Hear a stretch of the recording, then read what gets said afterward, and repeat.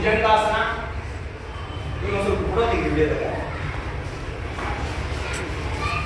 8 ಅಧೋಮುಖ ಶ್ವಾನಾಸನ ಅಥವಾ ಪರ್ವತಾಸನ. 9 ಅಗೇನ್ ಶಶಂಕಾಸನ. Count number 5 and 9 ಶಶಂಕಾಸನ.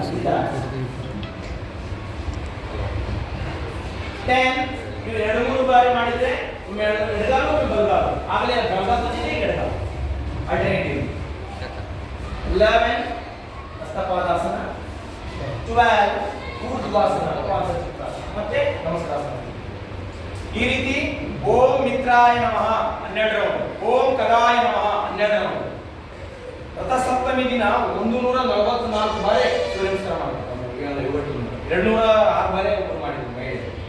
ಅಂದ್ರೆ ಒಂದು ರೌಂಡಿಗೆ 12 ಭಂಗಿ ಬರುತ್ತದೆ.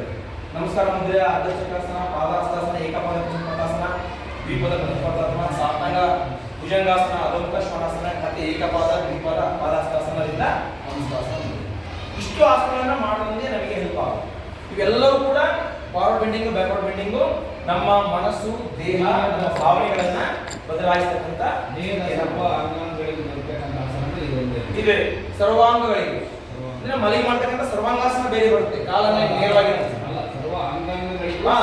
ಹೌದು, ಇಂಟರ್ನಲಿ ನಮಗೆ ಏನೋ ಆಗಬೇಕು ಎಲ್ಲ ಜಾಯಿಂಟ್ಸ್ ಗಳಿಗೆ, ಮಸಲ್ಸ್ ಗಳಿಗೆ, ಬ್ರೈನ್ಗೆ, ಹೃದಯಕ್ಕೆ ಮಾಡ್ಬೋದು. ಅದು ಕಿಂಗ್ ಆಫ್ ದಿ ಆಸನ, ಶೀರ್ಷಾಸನ. ಮಕ್ಕಳಿಗೆ ಅದನ್ನ ನೀವು ಹೇಳಿಕೊಡಿ. ಶೀರ್ಷಾಸನ ಮಾಡಿಬಿಟ್ರೆ ಬಹಳ ಬ್ರಿಲಿಯಂಟ್ ಆಗಿ ಬೆಳೀತಾರೆ, ಸ್ಕಿಲ್ಫುಲ್ ಆಗಿ ಬೆಳೀತಾರೆ. ನಾವು ಒಂದು ದಿನ ತಪ್ಪಿಸಿದ್ರೆ ಈಗಲೂ ಮಾಡ್ತೀವಿ ಶೀರ್ಷಾಸನ. ಮೊದಲಿಗೆ ಮಾಡುವಾಗ ಮಕ್ಕಳಿಗೆ ಮೂಲಿಗೆ ಮಾಡ್ಬೋದು, ಕಲ್ತಾದ್ಮೇಲೆ ಮಿಡ್ಲ್ ಮಾಡ್ಬೋದು. ಅದು ವಿವರಣೆ ಒಂದು ವಿಡಿಯೋ ಅದನ್ನು ನೋಡಿ ನಾನು ಮಿಡ್ಲ್ ಮಾಡಿದ್ದೀನಿ, ಅದರಲ್ಲಿ ವಿವರಣೆ ಕೂಡ ಇದೆ. ಆ ಶೀರ್ಷಾಸನ ಈಗ ಮಕ್ಕಳಿಗೆ ಈ ರೀತಿಯಲ್ಲಿ ಇಲ್ಲ. ಅದು ಆಯ್ತು. ಕಿಂಗ್ ಆಫ್ ದಿ ಆಸನ ಶೀರ್ಷಾಸನ, ಕ್ವೀನ್ ಆಫ್ ದಿ ಆಸನ ಸರ್ವಾಂಗಾಸನ. ಆಸನಗಳ ರಾಣಿ ಸರ್ವಾಂಗಾಸನ, ಆಸನಗಳ ರಾಜ ಶೀರ್ಷಾಸನ.